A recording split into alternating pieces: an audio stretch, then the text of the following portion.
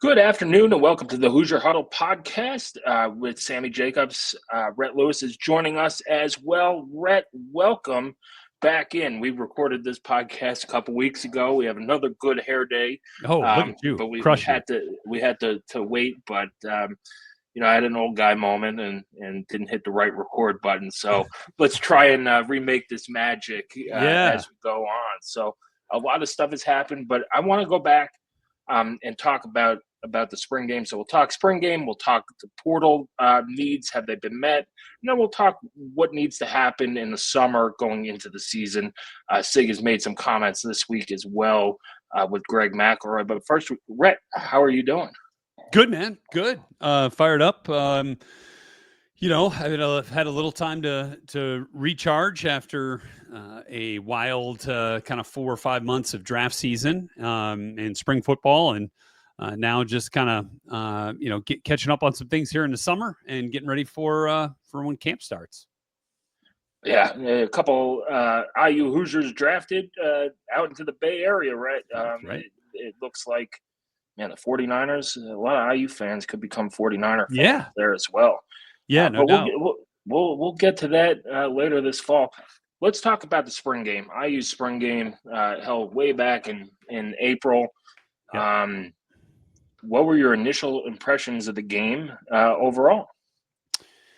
Yeah, I think going back, the quarterback really stands out to me in Fernando, and I just thought he is in relatively short order become a really skilled operator in this offense. And, I think you could see the easy arm talent. You could see the velocity at which he throws it. You could see the mobility in which he can move around and then still get the ball down the field that way. So I think there's a lot to like about what he brings to the table as QB1.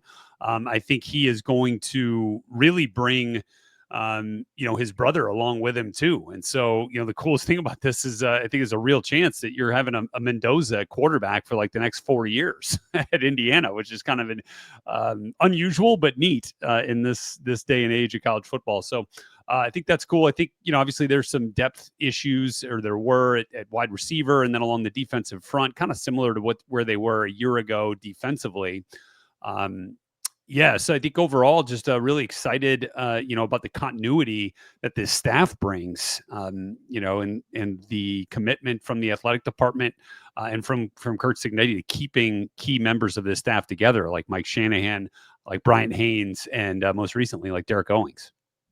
Yeah, that was one, the Derek Owings USC era lasted about 10 minutes on social media before they announced a new 3-year deal. But that's something that has been refreshing that we've talked as both fans of the program and people who have covered the program on the radio and things like that is, what could this Indiana program be if you invested in it the right way, and how you need to invest in a Big Ten program. And we've seen pretty quickly the returns are great. Let's talk about Fernando Mendoza a little bit more. Kirk Cignetti talked to Greg McElroy on ESPN earlier this week. And of course, the comp early is going to be can he replace Curtis Rourke? Curtis Rourke had an outstanding season. He did it on a torn ACL. He did it with a thumb injury on his right hand for, just over half the season. But he said with Mendoza, he's going to the pocket and where he delivers the ball from is going to move. You talked about Fernando Mendoza's mobility. What does that look like on offense, Rhett, when you talk about moving the pocket and not just scrambling because you've got big defensive linemen coming after you, but changing the throwing lanes a little bit? Yeah, look, I don't think you're just going to see this become a, hey, let's run some read option here and let's have him keep it. And this becomes like a staple of the offense. I think what this is a change up. And I think it gives you the ability, a change up, let's say in the run game, here and there. And then, the other piece of it is he provides the ability to get out of trouble.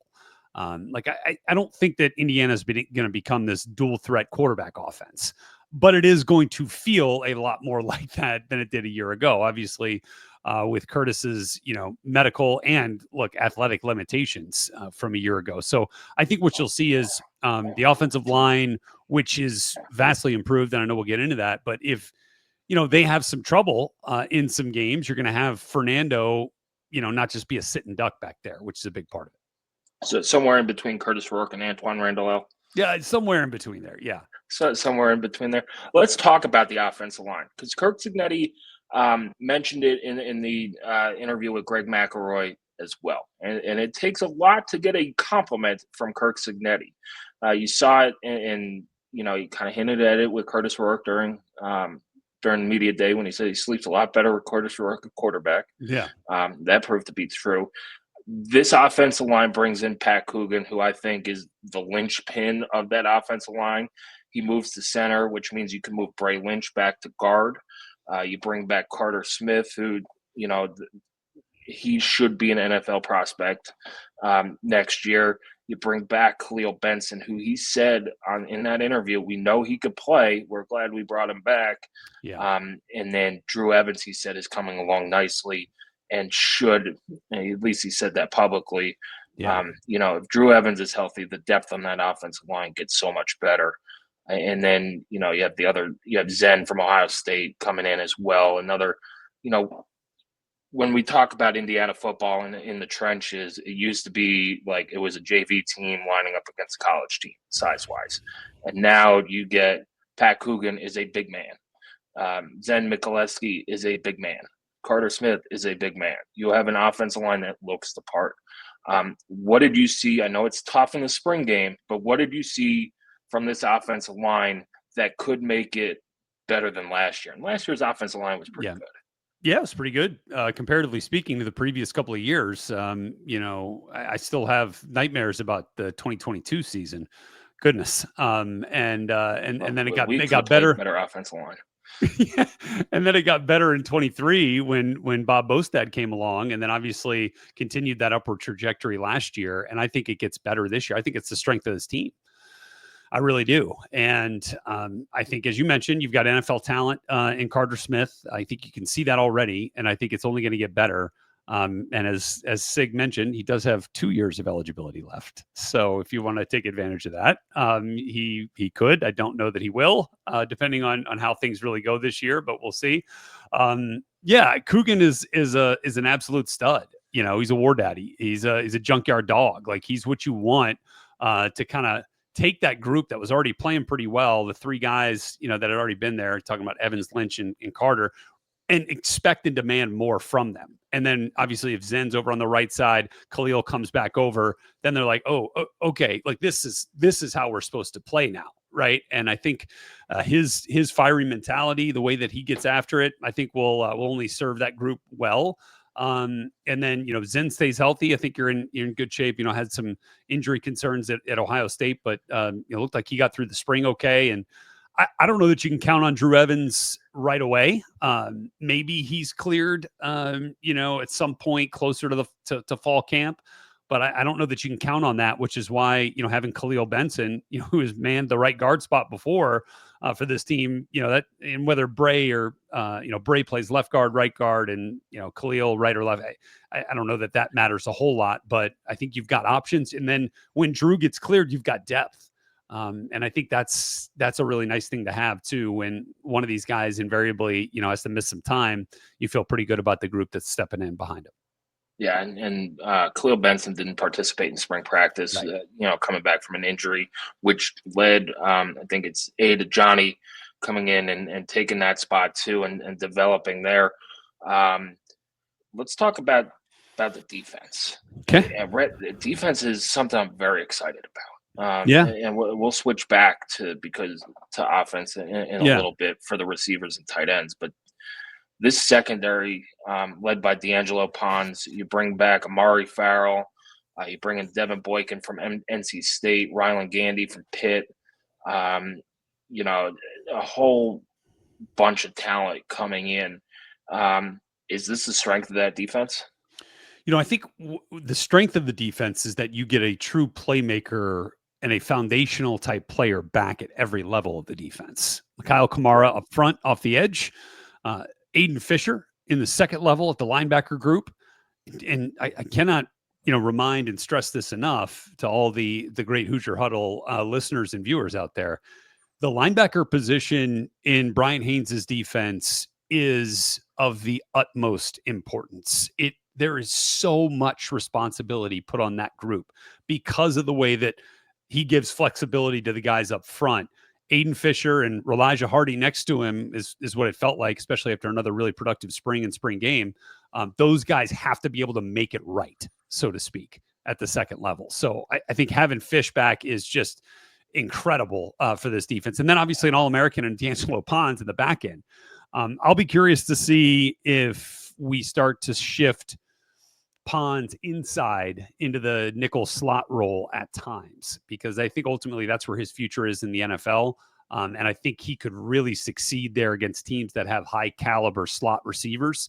And so I think, and then because you feel better about where you're at outside, Gandy, like you mentioned from Pitt, Jamari Sharp with another year under his belt returning, I think it gives you some flexibility, to kind of move those pieces around. And then, I would not be surprised if Byron Baldwin is a starter in this defensive secondary as a true freshman. Like that dude has got a special skill set. We saw it in the spring game a little bit of a flash here and there.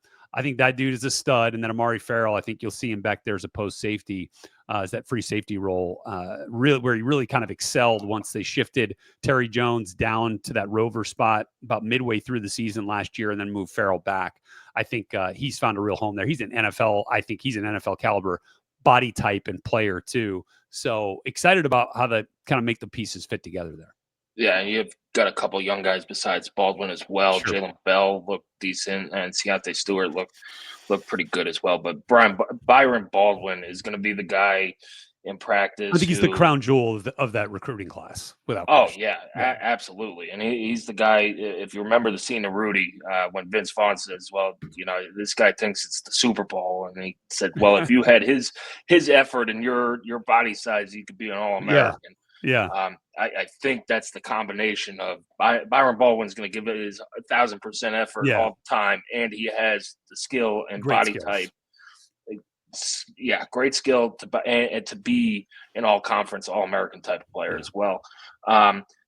Depth along the defensive line is a little bit of a concern. You lose Marcus Burris and some others in that transfer portal, but you do bring in Jose Wheeler, Dominic Ratcliffe. You got two guys off the edge in the portal coming in from Kent State, and then Maryland with Kellen Wyatt and Stephen Daly. Do those shore up those depth issues? Yes, especially since they're veteran, think so. I'm excited about Daly. I've talked to Brian Haynes about Daly. Like I know he's fired up about him. I've watched the tape on him. Haven't seen a ton of Kellen Wyatt yet, but we've seen him a little bit when we've watched Maryland, whether it was IU playing or whatnot. I think Stephen Daly's going to be a stud in this thing. And I think what it allows is it allows Mikhail Kamara to kind of shift back to his more natural position, on the other side of the D line, where he kind of had to flip over last year just because Indiana didn't have the type of body, the type of player needed to play, that role on the from that defensive end spot. And so I think that allows Kamara to kind of find a more natural role and not have to necessarily take on as many of the responsibilities, in the physical presence. We can let him rush maybe a little bit more, and we'll get more out of him at the end of the season, I feel like. And then that's where Wyatt and Daly kind of step in. Daly in particular, I think is going to step into a starting role by the time fall camp rolls around. You talked about linebackers and the importance of it. You obviously have Aiden Fisher, Elijah Hardy, Isaiah Jones returns as well. Who do you see stepping up into those depth roles? I think it's those three guys. I don't think you're going to see a ton of rotation at that second level. I don't think Fish is coming off the field. And I would imagine you see, Isaiah Jones, and then you'll see, Elijah Hardy will take the majority of the reps, at least as it stands now. And then you'll get Isaiah Jones rotating in there. And then let's see who the next guy is. But I think right now you got 3 to play 2 right there. Yeah. Let's switch back over the offensive side of the ball and talk about wide receiver. IU lost Tyler Morris early in spring to a knee injury. He's out for the year. but you bring in you bring in some guys from the portal as well who could play that slot receiver from Cal. Name's blanking Jonathan on me, Brady. but Yeah. Jonathan Brady. He did not play in the slot at Cal, and he didn't return kicks and punts. But when he was at New Mexico State, he played in the slot a lot. He returned kicks and punts and kind of fills that role that you were hoping Tyler Morris would fill that Miles Price played last year. Yeah. Tell us a little bit about Jonathan Brady. Does he fill that role? Is it a concern that he didn't play in the slot last year? Or does that just speak to his position versatility to where, he's going to do what's asked of him and grow on that relationship with Fernando Mendoza? Yeah. I mean, the guy's played a ton of football, right? He's played, 41 games between New Mexico State and Cal. I think he's a guy, who has some familiarity with Mendoza, right? With the Cal connection there. And I think that's part of what you're looking at. We saw that with Miles Cross a year ago when he came in with Curtis Rourke from Ohio, and there was a built-in chemistry there, built-in connection. I think he can be one of those players that is a gadget for you in the run game. He's got a little bit of that in his career. And I think, what happens here is, you've got somebody that has been there and done that, in the slot before. Doesn't really bother me that he didn't play there last year at Cal. But he's done it before in his past collegiately. I think that's fine. I think you'll also see Indiana cross-train, some of the outside receivers in there to the slot. I think you'll see Elijah Surratt in there. I think you'll see some of these other guys in there, as well.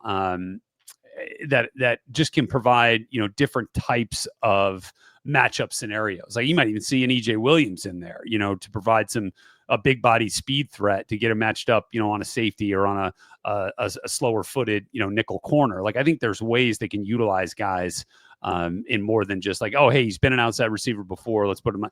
No, they can pick these things up. And Mike Shanahan is a phenomenal wide receiver coach. I think that part gets lost because we talk about how great he is as a play caller, but he's a tremendous developer of talent as well. I mean, like look at what he did with Elijah Surratt, who came in from, D3 St. Francis to JMU and became an All-American at the, at that level, all-conference player at that level. So I feel pretty good about where they're at. Even hinging on EJ Williams' his injury history, he came through spring healthy, which is huge. He didn't do that the last year, but every time it seems like he's gaining momentum. We saw it in 2023, saw it a little bit in 2024, but it looks like he made the right decision to have whatever surgery he needed to get 100%. Just what kind of you talked about him being a matchup. By the way, nightmare. Mekhi Jackson too is a name that we haven't talked about a whole lot. That didn't play very much during the spring, and we'll see him in there as well. Another St. Francis guy, yeah, as well. But just how important can EJ Williams be without saying the whole thing depth rides on him being healthy? No, I think what he provides you is an opportunity to beat man coverage, and he can do that with his speed, and he can do that with his athletic ability. Like I think still when it came down to it last year, while the receiving core was greatly improved from where it was the year before, when Notre Dame came calling and they play whatever it was 85% man coverage, there wasn't a whole lot of separation out there. And I think that's what EJ Williams can do for you. And even when he's not completely separated, the fact that he's 6'3", 6'4", gives Fernando Mendoza the ability to throw him open with his frame. So I think he gives you some man beaters there, and that's kind of the way that I look at that. Awesome. And then going to tight end, you lose Zach Horton, who was the heartbeat of the offense last year. He did everything. Just if you look up football player in the dictionary, that's the guy. You needed a big block, he got it. You needed a big catch on 3rd and 8, he got it. You needed somebody to get open, he did it. You bring in Holden Stays from Tennessee, who looks the part. You bring in Riley Nowakowski from Wisconsin, who looks like a Wisconsin fullback. And watching him play at Wisconsin, he could catch the ball. He's athletic enough, but he's also one of those dudes who will knock your clock off in the running game. Is the goal there at tight end to kind of bring two guys together to make a Zach Horton, or do they both have the ability to kind of do that on their own? I think that they do have different skill sets. I think though that when you look at Holden, like I I was down on the sideline for the spring game, and I'm watching the tight end group come off the field. Or I didn't know it was the tight end group at the time. It's just the way numbers are. I watched this group come out of the double doors down there at the Rock, and this dude came out first, and I was like, "Oh, what?" And I looked down on my roster again, like, who is? Oh, that's Holden from Tennessee, and I'm like, dang, he does look the part. Like that is a big dude. And, we saw him go up and make a big catch on a 3rd or 4th and long. I forget what it was in that first drive for the one offense. And it's like, okay, I can kind of start to see this a little bit. Excuse me. And then, with Nowakowski, like I was like, all right, let's see what this guy's got. And I think there was a time, I want to say it was maybe in the second quarter of that game where, he's kind of coming against the grain on like a split flow type of run block, and he hits the edge. I don't know who the edge player was, but like you saw the body just kind of like matrix backwards after making contact with Riley. And I was like, dang, dude packs a pop with his pads. I went back and talked to some of the coaches about it, and they were like, yeah, some of the talked to some of the defensive coaches, and they were like, yeah, some of the guys would come up to me like, hey, man, I gave him everything I had. I couldn't move him. And so I think that, yeah, maybe it is a 2-for-1 there. But you got to be careful not to get pigeonholed. Like, oh, hey, when Riley's in the game, you're running it. When Holden's in the game, you're throwing it, like that sort of thing. And they'll figure that out. But I think it does give you some options and flexibility. Yeah, Riley has the ability to catch the ball too. He did it a couple times at Wisconsin. I think they did deploy them both at the same time at several plays during the spring game as well.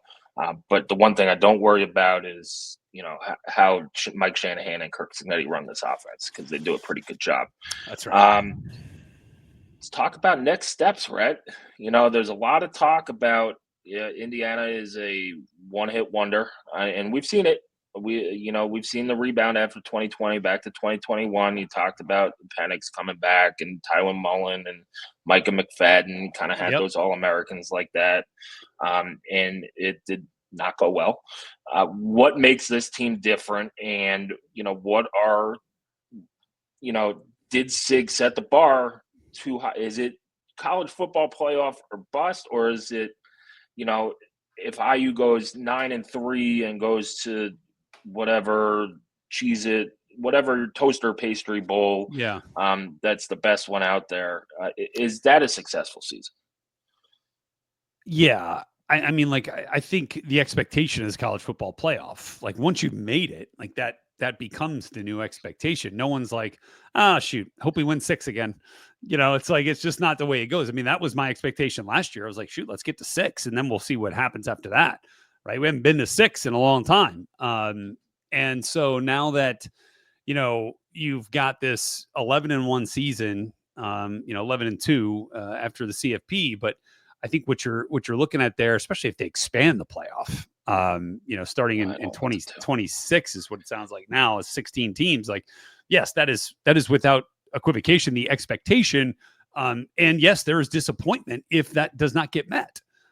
And I think that's the way that Sig would want it, right? Like he's not going to settle for the Cheez-It Bowl or the Poulan Weed Eater Bowl. Like he's not going to settle for it, but they're going to, they'll go play it and they'll bring their A game and their best effort and all that, no matter what, no matter where, because it's another opportunity to go play. But I think you have to understand that anything sub college football playoff is a disappointment, because this team has the ability, even at this point on paper, to be better than what we were talking about a year ago. The running back room, I think to a large degree will also play a vital role in that after getting 20 plus touchdowns from the running back room a year ago, 20 plus touchdowns that are no longer on the roster. And so how that rebounds, I think, will be a big part of the equation.